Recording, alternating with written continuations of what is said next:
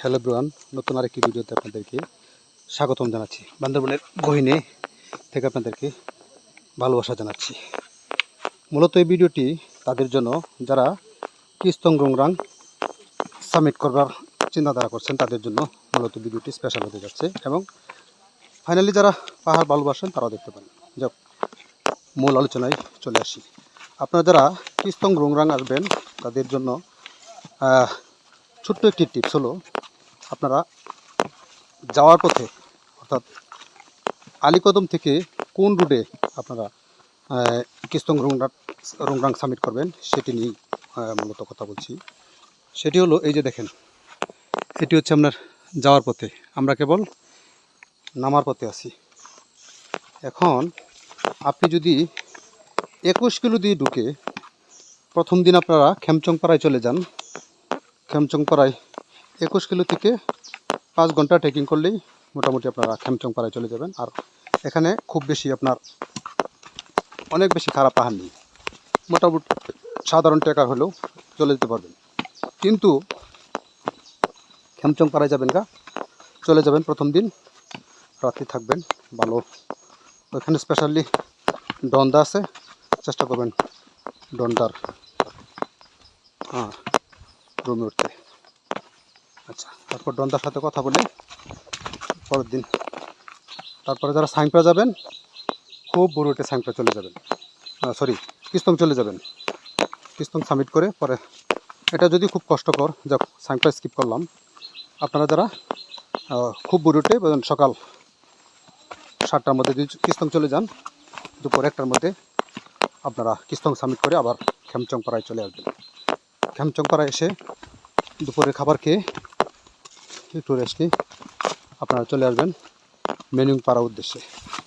এখানে একটা কথা বলে রাখি, যখন আপনি রুংরাং সামিট করবেন তাহলে ওই দিনই আপনি চেষ্টা করবেন 1টার মধ্যে বেরিয়ে পড়তে খেমচংপাড়া থেকে।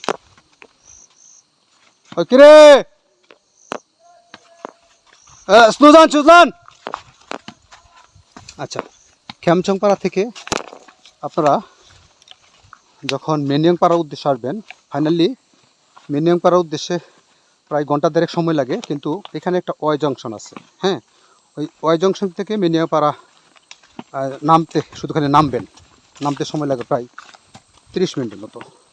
কিন্তু চেষ্টা করবেন, ওই যে আমি বললাম না যে যেদিন কিস্তং সামিট করে খেমচংপাড়া থেকে রওনা দেবেন, ওই দিনেই আপনার এই ওয়াই জংশন থেকে মাত্র 20 মিনিটের আপনার রাস্তা হলো রুংরাং। হ্যাঁ, এখানে বলে রাখি, যদি আপনি রুংরাং ওই দিন কভার করে আসেন তাহলে আপনি অনেকটা সেফ হয়ে গেলেন একটু কষ্ট করে।